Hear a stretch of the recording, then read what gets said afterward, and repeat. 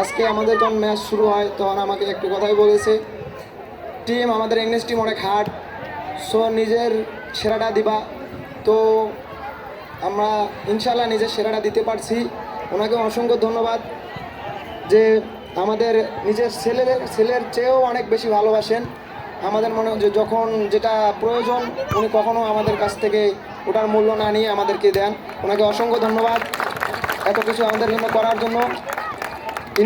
উনি আমাদের কাছে একটা জিনিসই আশা করছে যে আমরা যেন নিজেদের সেরাটা দিয়ে এই একাডেমি কাপ থেকে চ্যাম্পিয়ন হয়ে যেতে পারি।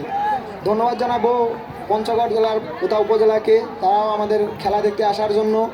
তারা অনেকজন আসছে খেলা দেখতে, তাদেরকে অসংখ্য ধন্যবাদ।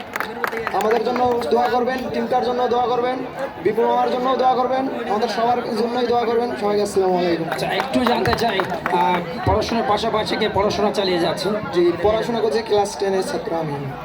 একটু আগে বলছিলেন বাবা মা, অর্থাৎ পরিবার মানে বাবা মা, তাদের সাপোর্টটা পান না, এখন কি সাপোর্ট দেবে? ইনশাল্লাহ সাপোর্ট দিচ্ছে। এখন যেহেতু আমার ফোন দিয়ে বলছি আজকে আমাদের খেলা আছে ফাইনাল, লাইভ দেখতেছে, ঘনও দেখতেছে মনে হয়। ইনশাল্লাহ এখন সাপোর্ট পাবো।